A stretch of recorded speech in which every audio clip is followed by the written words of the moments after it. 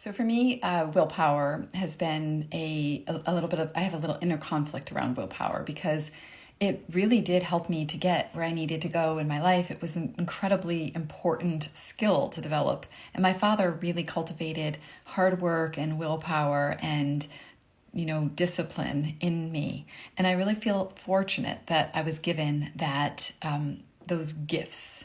But at the same time, it was also very much me driving myself, grinding, pushing myself, and never tuning into anything internally that I really wanted or needed. I didn't tune into my feelings or my even my opinion about whether I wanted to do it. I was just like pushing forward.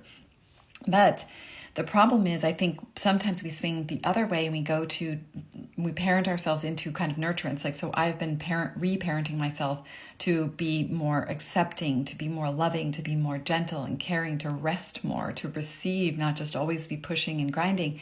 And that's wonderful. But then we can swing too far and then we're not getting things done. So I think we need to bring in a new, healthier perspective on willpower.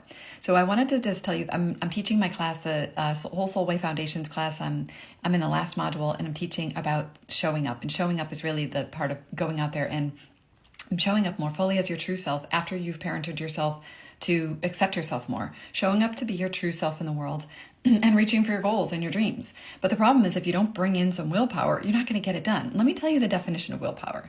Willpower is the ability to delay gratification, resisting short-term temptations, like sitting on the couch and watching Stranger Things, in order to meet long-term goals like fitness and health and going to the gym. The capacity to override an unhelpful or unsupportive thought, feeling, or impulse, like I don't really feel like going right now. And the ability to respond and act rather than react impulsively and from emotion. It's the conscious, effortful regulation of the self by the self. And I would say it's of the inner child by the adult self, right? So here's the thing about willpower.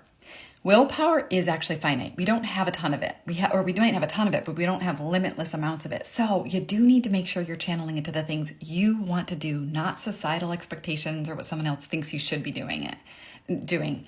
Also, when we are people-pleasing and trying to live up to others' expectations, our capacity is lower. So the more that we are being authentic and true to ourselves, the more we have willpower and the more we can reach for our goals and dreams. And so I just want you to think about these things. And also don't forget to be feeling your feelings and going through your experience authentically while you're using willpower. Reach for your goals and honor your feelings at the same time. Maybe then it won't be such a harsh, negative message of willpower.